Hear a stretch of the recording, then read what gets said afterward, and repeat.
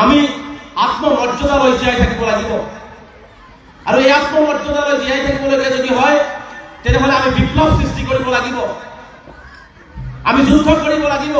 আমি অস্ত্ৰৰ যুদ্ধ নহয়, আমি লাঠিৰ যুদ্ধ নহয়, আমি কাগজ আৰু কলমৰ যুদ্ধ কৰিব লাগিব। আমি শিক্ষাৰ বিপ্লৱ সৃষ্টি কৰিব লাগিব, এক শিক্ষাৰ নতুন ধাৰালৈ আমি আগবাঢ়িব লাগিব।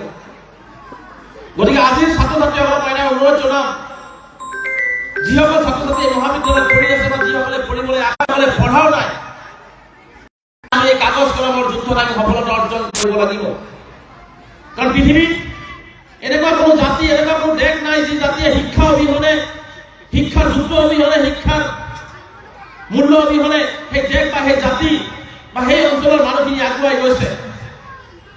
গতিকে আমি যদি পোহৰ বিচাৰিবলগীয়া হয়, বিশেষকৈ গোবৰ্ধনৰ দৰে পিছপৰা অঞ্চলত আমি প্ৰতিটো ছাত্ৰ ছাত্ৰীয়ে আমি কষ্ট কৰিব লাগিব, আমি অধ্যয়ন কৰিব লাগিব, আমি শিক্ষাৰ্থীসকলৰ পৰা পৰামৰ্শ ল'ব লাগিব, আমাৰ বিজ্ঞজনৰ পৰা আমি পৰামৰ্শ ল'ব লাগিব, লৈ পেলাই আমাৰ সমাজ ব্যৱস্থাত আমি শিক্ষিত হৈ আমাৰ সমাজখনক আমি আগুৱাই লৈ যাব লাগিব।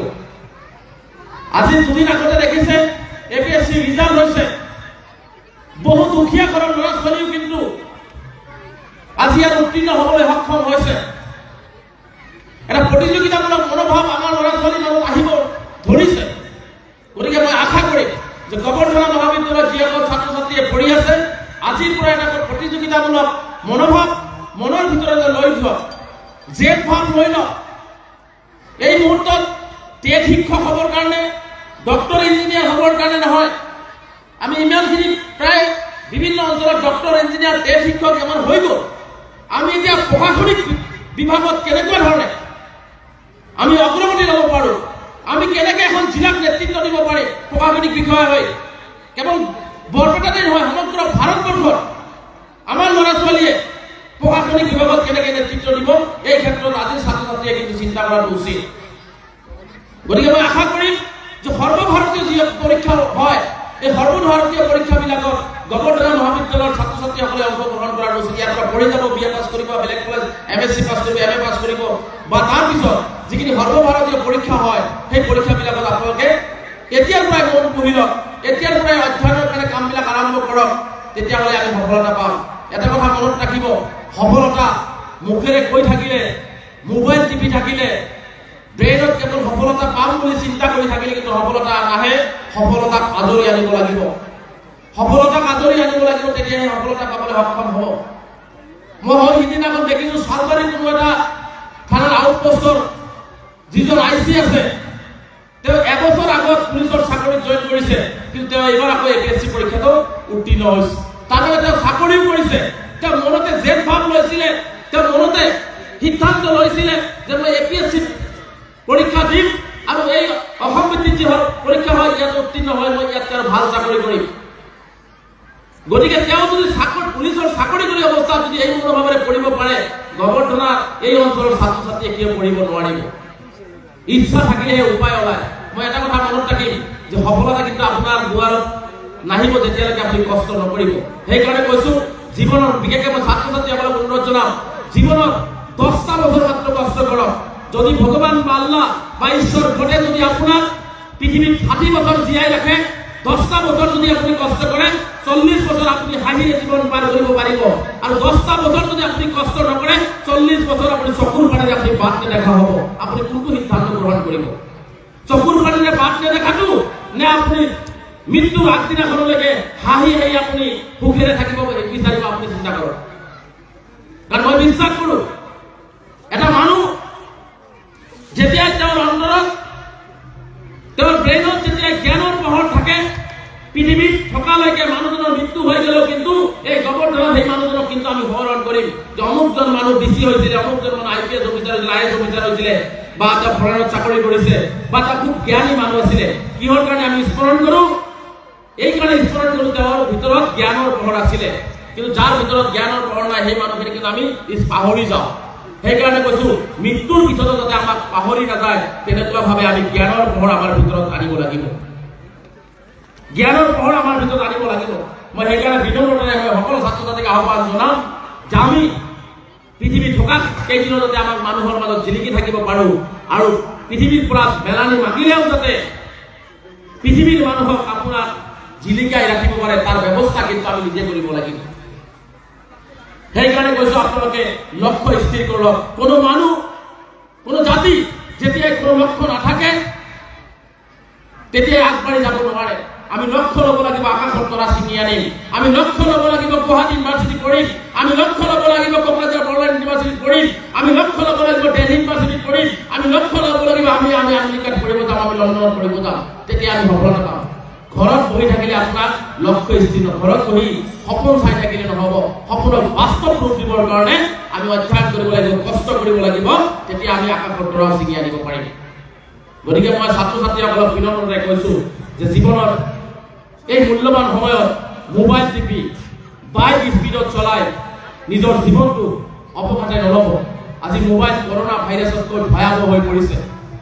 আজি মোবাইলটোক আমি কেতিয়াবা ভাল কামত ব্যৱহাৰ কৰোঁ, তাৰে প্ৰায় বহু সময়ত আমি বেয়া কামতো ব্যৱহাৰ কৰোঁ। গতিকে ছাত্ৰ ছাত্ৰীসকলক অনুৰোধ জনাইছোঁ, মোবাইলো ভালকৈ চলাব পাৰিব, BMW কাৰো আপুনি পাব, ধুনীয়া এটা বিল্ডিঙো পাব, মাত্ৰ 8 বছৰ আপুনি এইবোৰৰ পৰা অকণমান বিৰত থাকক, অকণমান বিৰত থাকক। মোবাইলে চাওক আমাক কেনেকুৱা কঙা কৰিছে, কেনেকুৱা সময় আমাক নষ্ট কৰাইছে। আপোনাক যদি কোনোবাই ৰাতি মেছেজ দিয়ে হাই, সেই হাই হেল্ল'টো হেল্ল' হাই কৰোঁতে কৰোঁতে মোটামুটি 10 ঘণ্টা গুচি যায়, আপুনি টোপনি নোহোৱা হৈ গ'ল, গোটেই ৰাতিটো আপুনি হাৰে থাকিবলগীয়া হ'ল। আপোনাৰ কাৰণে ভাল, দেহাৰ কাৰণেও বেয়া, আপোনাৰ ব্ৰেইনৰ কাৰণেও পঢ়া শুনাৰ টাইম শেষ হৈ গ'ল। এনেকুৱা এটা হৈছে মানুহ ৰাতিপুৱা উঠি ভগৱান বা ঈশ্বৰৰ বিচনাৰ পৰা যেতিয়া আমি সাৰ পাওঁ, আমাৰ বিজ্ঞসকলক দেখিছোঁ হয়তো বিচনাৰ পৰা উঠোতেই ভগৱান বা ঈশ্বৰ গড আল্লাহৰ নাম লৈ তেওঁলোকে উঠে। কিন্তু আজিৰ প্ৰজন্মৰ, আজিৰ ছাত্ৰ ছাত্ৰীসকলে বিচনাৰ পৰা যেতিয়া সাৰ পায় চকুটো মুদি এনেকে হাতটো দিয়ে, মোবাইলটো ক'ত আছে চাব লাগে, কোনে ৰাতি কমেণ্টটো দিছে, হয়নে নাই? এনেকুৱা এটা পৰিৱেশ হৈছে। এই পৰিৱেশৰ পৰা আমি পৰিত্ৰাণ পাব লাগিব, এই পৰিৱেশৰ পৰা পৰিত্ৰাণ পাব লাগিব।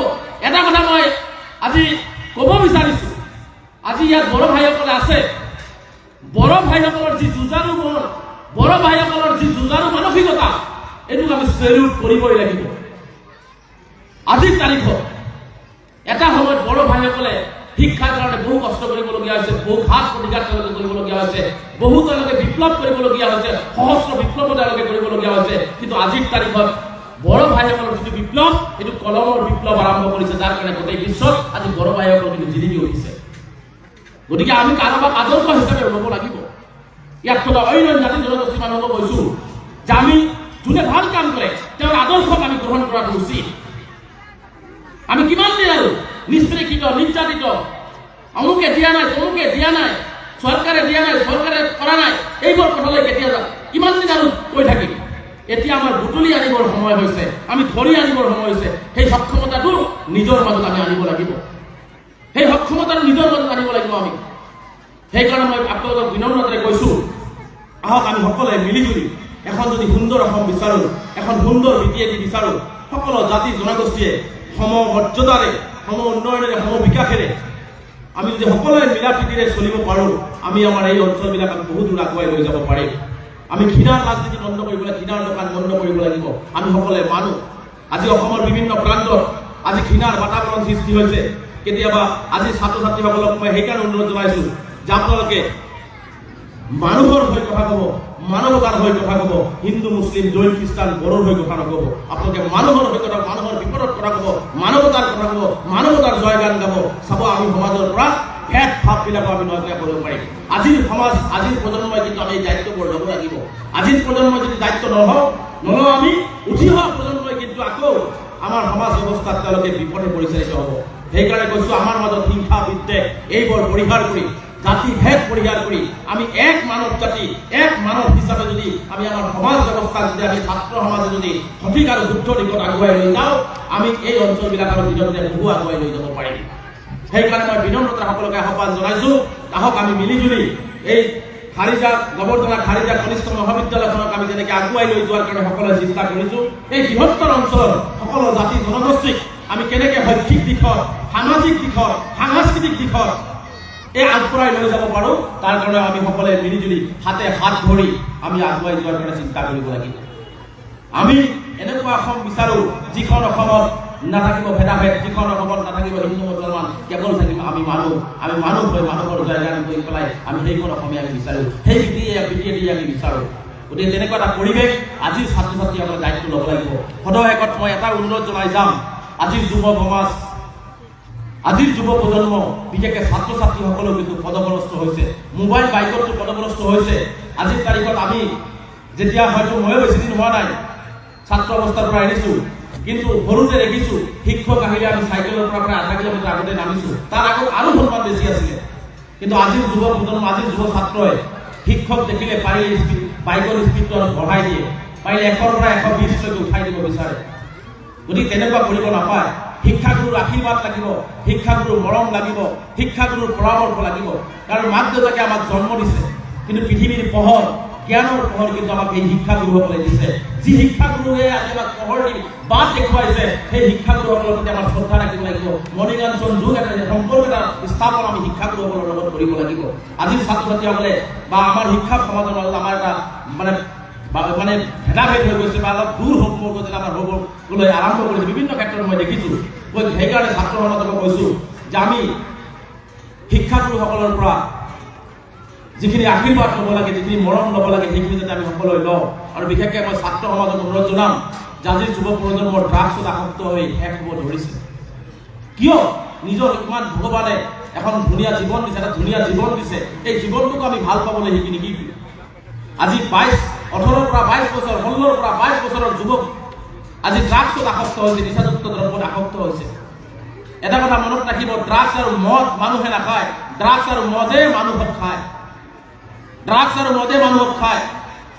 কেঞ্চাৰ বেমাৰ হ'লে আমি ভাবোঁ সাধাৰণ জ্ঞানত ভাবোঁ এজন মানুহৰ মৃত্যু হ'বই, কেঞ্চাৰ বেমাৰ ভাল নহয়। কিন্তু কেঞ্চাৰ বেমাৰতকৈ ভয়াৱহ বেমাৰ হৈছে ড্ৰাগছ, নিচাযুক্ত দ্ৰব্য। কাৰণ কেঞ্চাৰত এজন মানুহৰ মৃত্যু হয়, কিন্তু ড্ৰাগছত যদি কোনো আসক্ত হয়, এটা পৰিয়াল বা দুটা পৰিয়াল একেবাৰে ধ্বংস হৈ গুচি যায়। কাৰণ যিজনে ড্ৰাগছ খায় তাৰ মাক দেউতাকৰ শান্তি নাই, সেই অঞ্চলৰ মানুহৰ লগত শান্তি নাই, পৰিয়ালৰ লগত শান্তি নাই, বা বিয়াও যদি পাতিছে তাৰ ঘনীয়েকৰ শান্তি নাই, ল'ৰা ছোৱালীৰ শান্তি নাই, এটা পৰিয়াল দিনক দিনে শেষ হৈ গুচি গৈ আছে। গতিকে নিজৰ জীৱনটোক অকণমান ভাল পাবলৈ আপোনালোকে শিকক। নিজৰ এটা সুন্দৰ জীৱন দিছে ভগৱানে, সেই জীৱনটো সুন্দৰভাৱে উপভোগ কৰিবলৈ শিকক। নিজৰ জীৱনটোক যদি আমি উপভোগ কৰিব নোৱাৰোঁ, আমি কিহৰ মানুহ হ'ম? নিজৰ জীৱনটোক আমি উপভোগ কৰিব নোৱাৰোঁ। সেইকাৰণে মই বিনম্ৰতা আপোনালোকক হাত জোৰ কৰি অনুৰোধ জনাইছোঁ, আমাৰ এই অঞ্চলবিলাকত কোনোবাই যদি ড্ৰাগছ আসক্ত হৈছে, কোনোবাই ড্ৰাগছ বিক্ৰী কৰিছে, ড্ৰাগছ খাইছে, তেওঁলোকৰ বিৰুদ্ধে সজাগ হওক, সচেতন হওক।